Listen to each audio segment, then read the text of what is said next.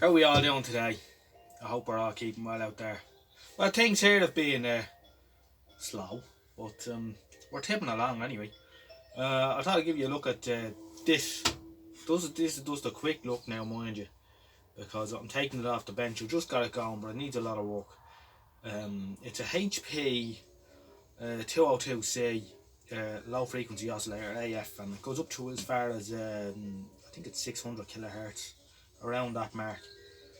So just have it on the bench here. When I was tidying up the shed, I came across it and a lot of other stuff. So I just wanted to see where it go. I got this with a lot of stuff off at a man not so long ago, and I just wanted to see was there any life in it. So when I powered it up anyway, an electrolytic failed on us. Let's get you in here for a look. The electrolytic between the negative HT and I think it's the positive HT rail failed. Well, there's two electrolytics, and so I changed the can and I just put those two caps in its place. Not the neatest job, but it works. So other than that, it'll need a full check over. It's a Wayne Bridge oscillator idea. I don't know much about them, so I'm going to have to do a little bit of reading, and I want to get a service sheet for this if I can, and then we'll have a go at it in the future. But it is working for now anyway. I checked it with the frequency counter and it's out a bit. It's out a little bit. Not too far, mind you, but on the highest range it's not very stable. On the other four lower ranges it is. But I'll power it on here and you can hear it through the hi-fi system here. It's some bit of gear. I'll just give you a look in here. This is the with the big gang in there. This is real, you know, one of these things that was just stupid money when it was new. So lovely, and it has a reduction drive there on the edge of the dial. Very nice, it's very nice. It's a bit dirty, needs a bit of a clean, but it's going for now anyway. But as I say, I'll get back to it and I'll do a proper job on it. I think I'm saying that a lot lately with things that I'll get back to them, but I will eventually. And the mains lead is short on it as well, very short, so, and I want a grub put in the hole, a grommet. Anyway, I'll hook it up to the hi-fi here and you can just hear it oscillating.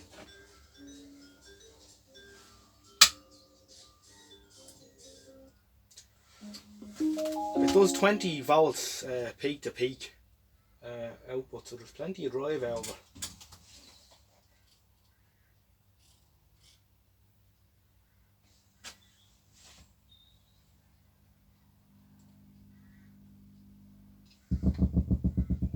Here it's starting up.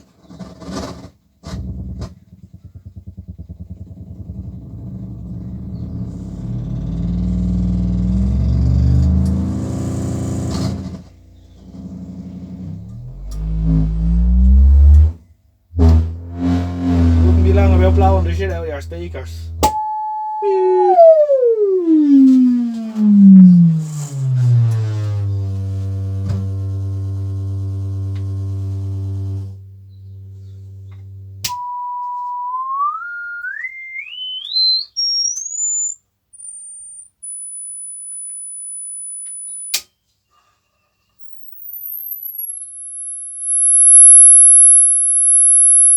Anyway, you get the idea. I better turn it off before the neighbour's dog goes ballistic. But anyway, that's the HP 202 low frequency oscillator. We'll have a more in-depth look at that in the near future. But that's not what we're going to talk about today anyway. So I'm going to get the next thing up on the bench. Right, here we go. This is the thing we're looking at today. And we're going to stick with this till we get it to at least sing anyway. And it's not going to be the usual thing where I just plug it in and see if it works. And when I turn it around, you're going to see why. This is a Bush BS35 from 1955. It's an Irish radio, made in Ireland by Bush. And it uses the same cabinet as the VHF55 and the EBS 55. The VHF 55 being VHF medium wave long wave set. I have one of them here somewhere as well. and the EBS35 was made in London, and that omits the long wave band in favour of a 21 to 28 megahertz band. So this set has long wave, medium wave, from 3 megahertz, 2.5 megahertz roughly, to 21.5 megahertz in 3 shortwave bands, and it has an RF stage as well. So very nice radio. I've wanted one of these for years because the barber shop across the road from the house had one on a high shelf, and they used to have Atlantic 252, and I remember the last Saturday of every month being dragged over there to get the haircut, and the lads would have Atlantic 252 blasting out of this thing, and I was fascinated with it. I can remember I had a bright Magic Eye in it too. I wonder where that set ended up in the end. A few of these have passed through my hands over the years, but they've all been wrecked. Woodworm, totally eaten by woodworm. So this is the first one I've got where the cabinet hasn't been destroyed by woodworm, but it has had a few odd cosmetic little jobs done on it, and if I bring in the phone you'll see what I mean. Look at the Bush label here and that. I think someone has gotten fence paint and just given the cabinet a quick lick over with the fence paint.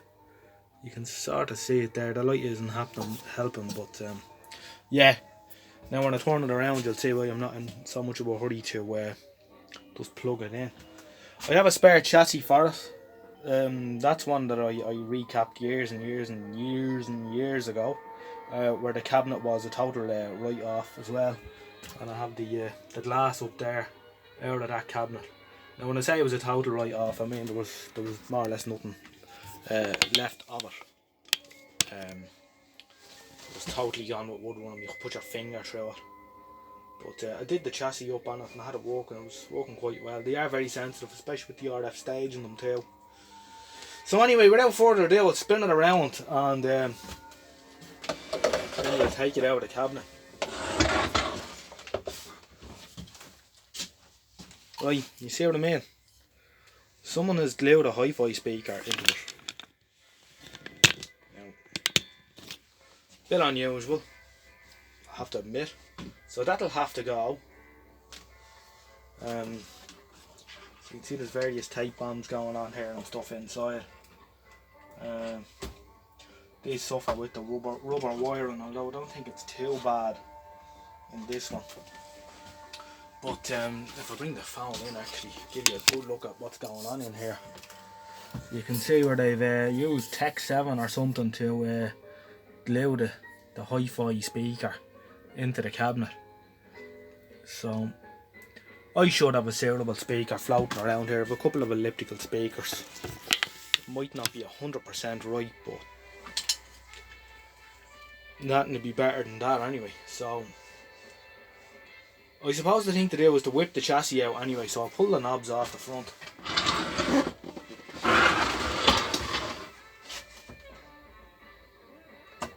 If we get into trouble here, the good thing is that I have the other chassis there, and I know it was working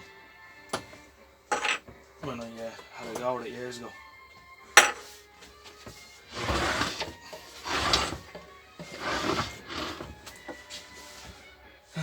So there's a bit of this going on as well.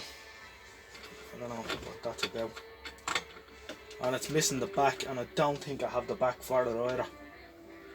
I think the back was missing off the other one when I had it too. But we'll cross that bridge when we come to it.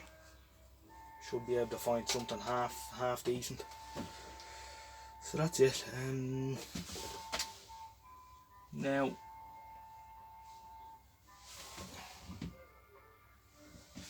just trying to remember. No, I don't have to take off the speaker. The dial stays in, and there's two little wedge shaped doofers that go into the pointers. I have to say, out of all the old radios I've worked on, Bush are always the handiest from a servicing point of view. You know, everything's laid out neatly on tag strips, and it's generally not too convoluted. Taking them out of the cabinets and stuff like that.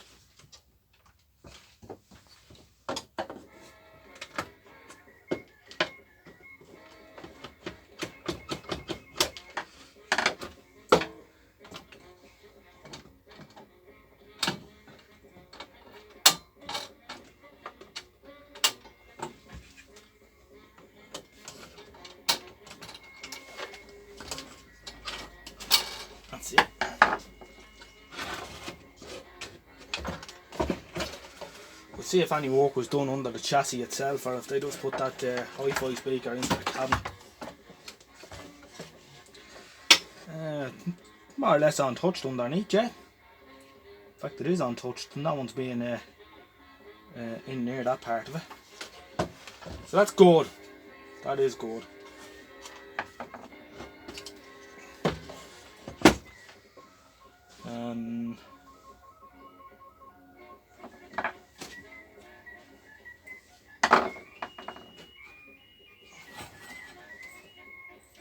Magic Eye is probably well burnt by now. And leave a socket here for the socket on the side, then going up to the output transformer, which is bolted in the cabinet. Bush seemed to have been fond of doing that, putting the output transformer in the cabinet itself.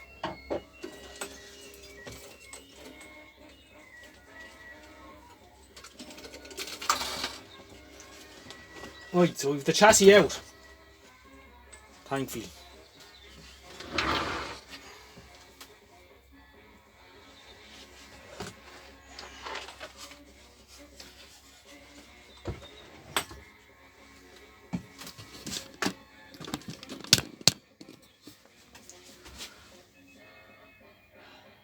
So we're in.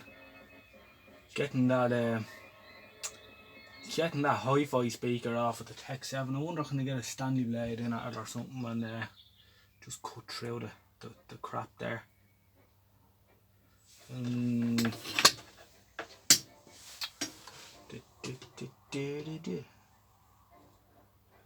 suppose what I'll do is I shall find and identify the audio coupling cap, and then we'll try and power it up.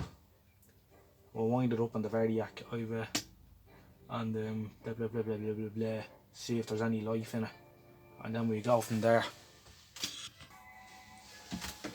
Right, so this is our audio coupling cap here, coming from the anode of the AF amplifier to the grid of the AF output valve. So we're going to change that, and then we're going to wind it up in the Variac and see what it do wanting for us.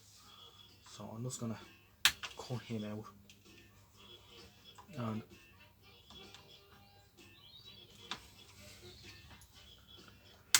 the thing I like about these Bush radios with the tag strips is that there's generally an unused tag strip underneath. So that's what I'll be using. There's an unused one at this end, and then the wire comes out through the hole there, and so on. So it's a 0.01 cap, so we're 103 here for it.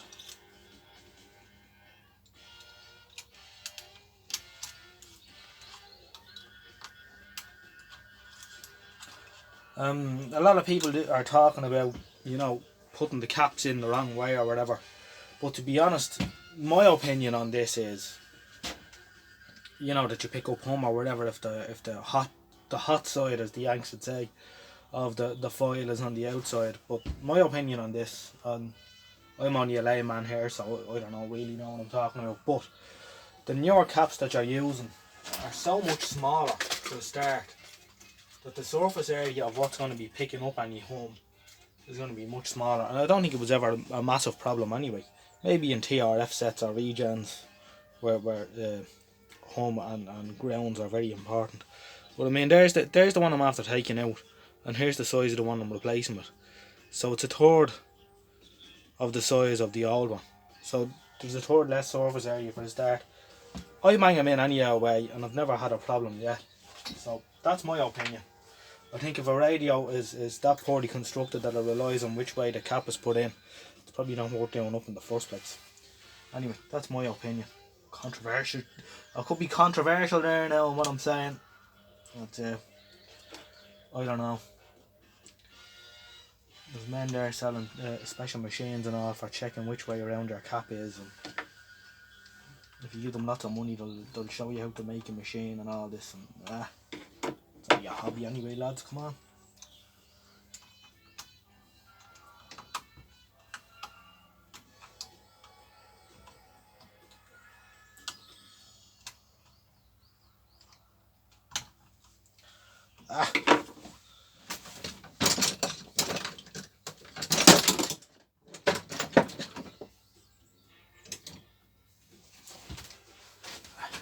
This is the lad I need. These are real handy for this sort of work. Wrap them around.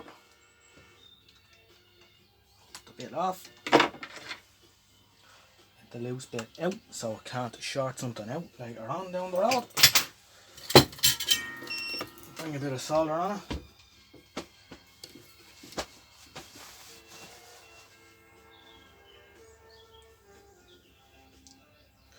And then I'll get the Verdiac out and we'll wind it up slowly, monitoring the HT as it goes up.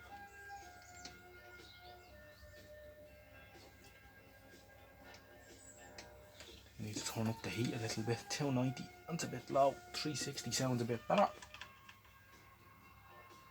I'm only using the fine tip here anyway because I'm too lazy to put the larger tip on.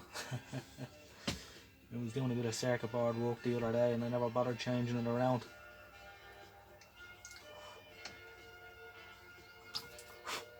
Right, that looks pretty good to me. I'll dig out the Verdiac and then we'll wind her up. Okay, audio coupling cap changed. Nothing else done apart from I sprayed the pots and that dust because they're probably noisy anyway. There's no point having to go at it again. So, for all of you who like vintage multimeters, I dug out the old a Fluke 8020 there. My father-in-law gave me that. I knew I was marrying the right woman when I was gifted that. I think that was me dowry. Anyway, that's monitoring the HT after the smoothing resistor on the smoothing cap. I don't think the HT is all that high in these anyway. It's probably around 100 volts or so. I don't think the HT is mad enough. And the Fluke 29 is monitoring the AC in. So I'll start winding her up and we'll see where we go. See what happens.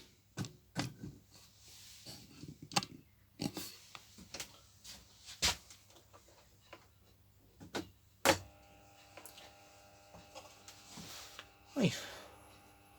Bring her up to around 75 volts there, right? And it is switched on. No, it's not. That'll help. Turn up the volume full whack.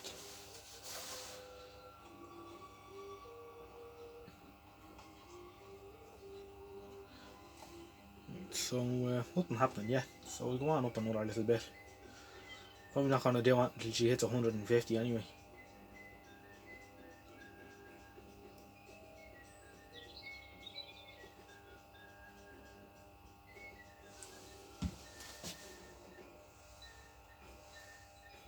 No, I tell you, I've made a mistake there now, so I'll just turn it off. And as I often do, in me haste, I forgot to put the little plug in, so I better put that in. I was wondering why I wasn't getting even dim dial lights there. I'm sure even a saint could do that anyway. Right, let's go again. Let's go again.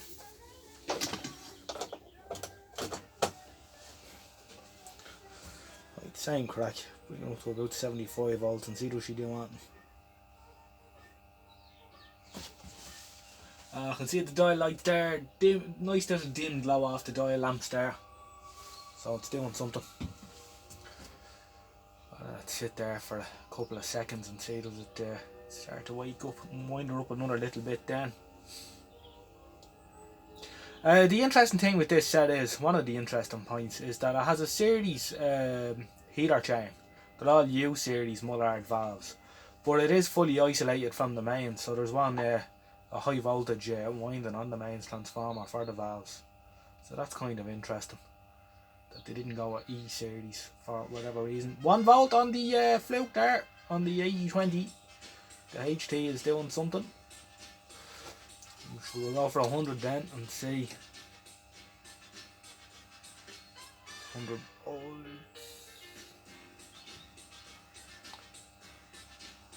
I said a while, saying someone was discussing a while ago, could you use that you couldn't use a Verdiac to reform capacitors with valve rectifier, that you'd have to put diodes across them. But I don't think that's the case, because they said, you know, that the valve will come on and it'll start conducting like mad. But I think it's fairly linear as well, and not only that, that the valve, the output of the HT at such a low voltage, feeding the heaters on the AC side of the valve, it'll be fairly high impedance. So I think if there was a short or anything, it'll give it a chance. So I think this is an alright way of doing it. I don't think caps take all that long to reform, really. If they're not going to reform, you know, after a couple of minutes, I don't think they are going to be much use. But I think the caps, they either work or they don't. But anyway, so the HT slowly crawling up there now. We've got 45 volts. You see how slow it's coming up there, so it's not just coming up real quick, as the cap is slowly being charged by the rectifier. It's just tiddling away there. 100 volt input, more or less. After one of the things I like about that ancient old fluke there, the 8020, the contrast on the readout was excellent. They really knew what they were doing there. Excuse me, I'm just taking a sip of water here. It's a beautiful clear sunny day here, but of course we can't go anywhere, so you have to stay in, you know, which is a bit sad. It's really a day for the beach now, not for at this hour crack, you know. But we'll party on anyway. I think I'll give her another little nudge there now. She's probably gone as far as she's going to go with the 100 volt input.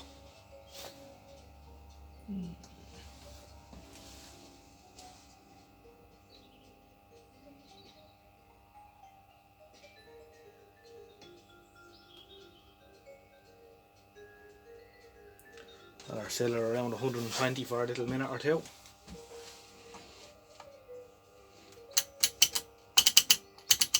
No action from our speaker yet. Our lovely hi-fi speaker. As I say, I have a couple of elliptical speakers there. They're not, I know I haven't got the right one for it, but I have a couple of largest ones which they wouldn't be a million miles out. So I'll bang one of them into it, and we'll see how we get on.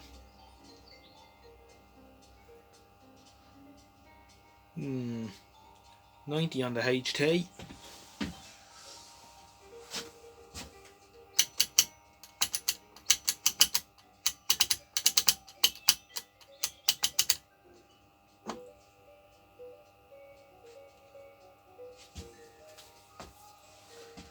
We'll go on another little bit.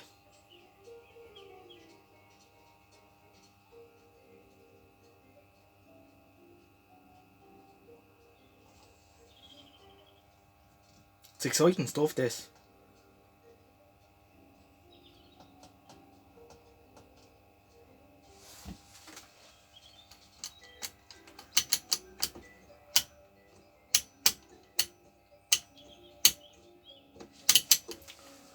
Nothing happening yet. The HT must be a bit higher than I thought. I said it was about 90, but maybe it's not.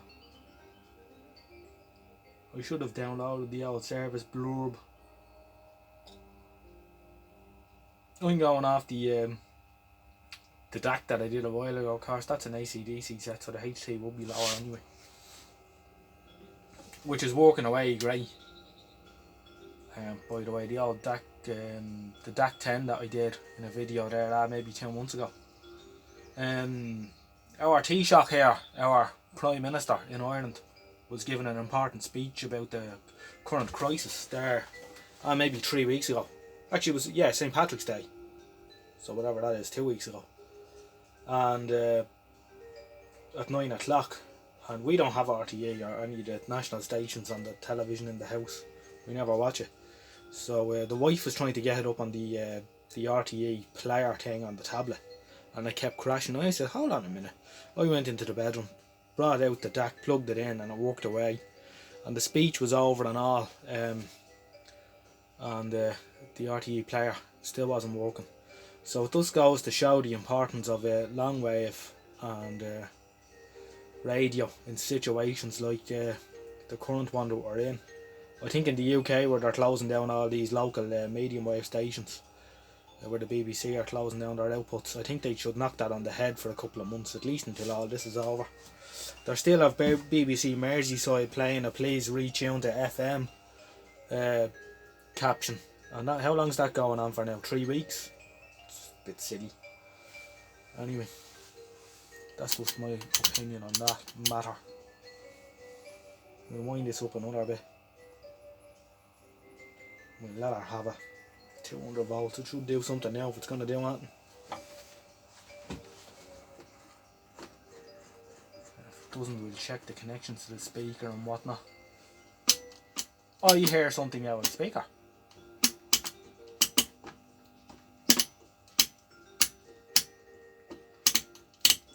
I'm going to change all the wax caps in this anyway, so. But, yeah, it's coming to life.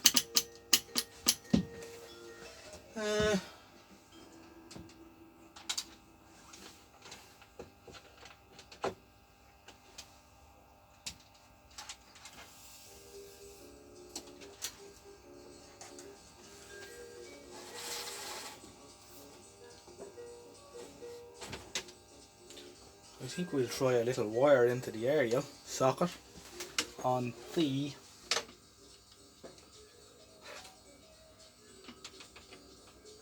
well, that sounds promising.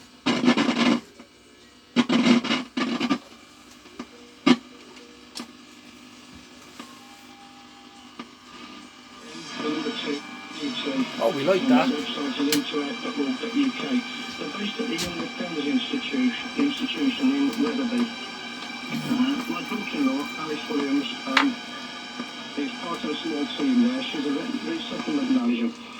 And it was set up 6 years ago to the chaplaincy team at Wetherby Young Offenders Institution. That sounds quite nice. And they go into the institution and provide a mentor for 15 to 18 year olds essentially. Turn up the HT then to what he's expecting. The tap should be set for 230, 250, so we'll put it in the middle. Often for much longer. You know, it's really interesting, Phil, that you've texted this in, because Jane in Essex has said, don't forget.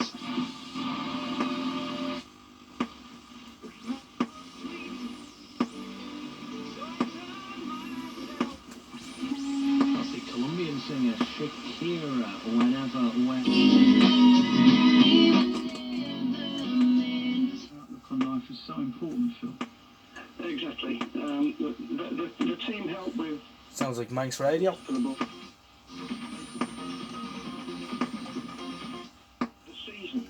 2 clubs were already down, by the way, so it was only.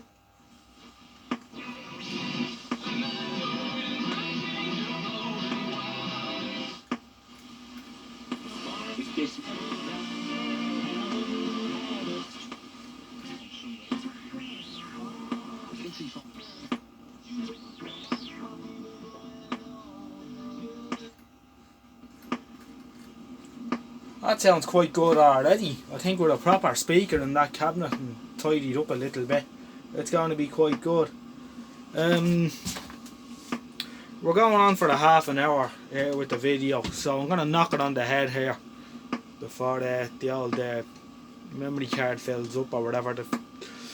I find what happens with the phone is when I'm making the videos, you get to about 35 minutes and then it divides it into 2, which isn't good. So I think that's been quite successful today. I'm going to get one of my favourite radios that I always wanted going, so by the looks of it. So I'll leave you at that for now, and thanks very much for watching. I'm going to go ahead here now and just change all them wax caps, and then I'll make another little video maybe later on, and we'll see how well it's working then. There's no rocket science involved here now anyway by the looks of it. So that's good.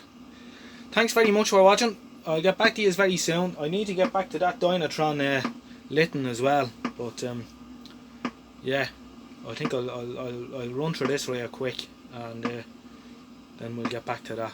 Thanks for watching. Stay safe out there. Don't do anything mental. Good luck.